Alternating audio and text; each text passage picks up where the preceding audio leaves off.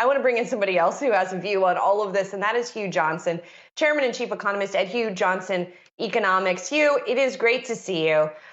Where do you stand on all of this in terms of what you think the CPI did to the expectations about what the Fed is going to do? Yeah, Julie, you're right. There's not going to be an intermeeting rate hike. And we've seen a lot of comments from various members of the Open Market Committee. You know, you've heard some of the dark things being said, both by companies as well as some reference to, say, Bullard. No, most people are saying there won't be an intermeeting rate hike. We'll probably have to wait till March. We will wait till March. And in March, we won't get 50 basis points. We'll only get 25 basis points. There's a lot of hysteria that broke out when we saw that consumer price index, and that created a very sharp decline, of course, in the stock market based on the expectation that the Fed was going to be more aggressive than 4, maybe 5 hikes this year. Quite frankly, you see the market starting to recover today, and I think that reflects the fact that now that more sober minds have sort of taken over, we're really still looking at 4 to 5 increases in interest rates in 2022. And it's going to be, and this is important, it's going to be data dependent. You're going to see other numbers, including another consumer price index and employment number before the March meeting. And as time goes on, we'll see more information, and the rate increases or changes in rates are going to depend on what the data looks like. But right now, your best bet is 4, maybe 5 in 2022. Don't get hysterical. Don't talk about intermeeting. Don't talk about 50 basis points in March. We're still about where we were before we saw that very, very high print on the consumer price index. Hugh, you know you're my guy. We've talked many times through the years, but let me push back on that hysteria. Shouldn't there be a little bit of hysteria in the broader market? We were talking about yesterday, the price of my deodorant has nearly doubled. It has nearly doubled. And that's just one product out of many aisles that have gone up significantly in terms of inflation. Doesn't the Fed have to step up here soon and be aggressive and stomp this stuff out? You know, you guys had meetings, or you had some interviews with a lot of companies. Those companies were service companies. Let me invite you to take a look at some of the manufacturing companies and what's going on there as well. And that's also important. How about automobiles? Automobile sales are extraordinary now. They're very, very strong. And that's largely a reflection, incidentally, I think, in response to the fact that we're seeing the shortages of semiconductors start to be relieved or abate. And you're seeing signs right now across the board.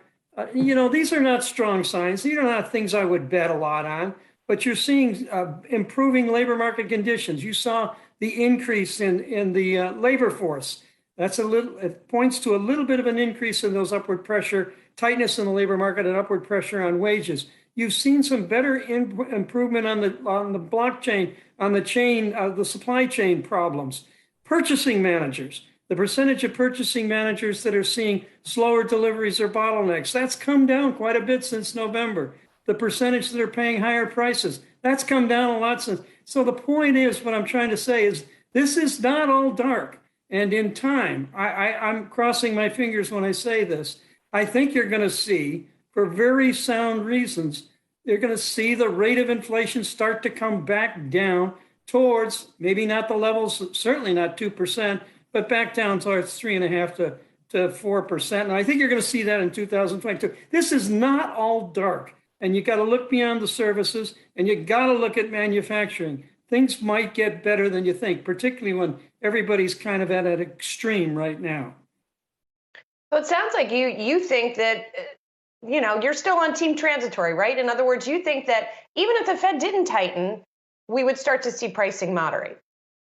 Yes, that's absolutely right, Julie. And as I say, you see those leading indicators of inflation coming down, but there's a lot of other reasons, sort of technical reasons, which I think that it's going to come down. Now, I'm saying that as a forecast, but I'm also saying that as a hope and a prayer. Look, it's not for sure, it's not certain, it's not guaranteed, but you look at the numbers, Julie, and I think you can make the case. Look, we're not going to have a grand slide in the rate of inflation, but it's going to come down to much more moderate and manageable numbers, in my judgment, second, third, and fourth quarter of this year. Hugh, 7 rate hikes this year, as Goldman suggested this morning. If that does actually happen, does that mean S&P 500 fair value under 4,000? And if so, how do you play that? Brian, I haven't worked the numbers through. I wanted to do that this morning before I got on with you to work those numbers through. If you have something like 7 increases in the federal funds rate in 2022, you're right. I mean, that means higher interest rates in 2022. But we're not going to be going to what I think we were going to go to, which is upwards of, say, 235. We'll go maybe a little bit higher. Price earnings ratios coming down, upside potential for the stock market coming down. I don't know if we're talking 4,000, but we are certainly talking lower than we are right now. The markets will price in, but they're not going to price in 5, 6, 7 right now. Well, maybe 5.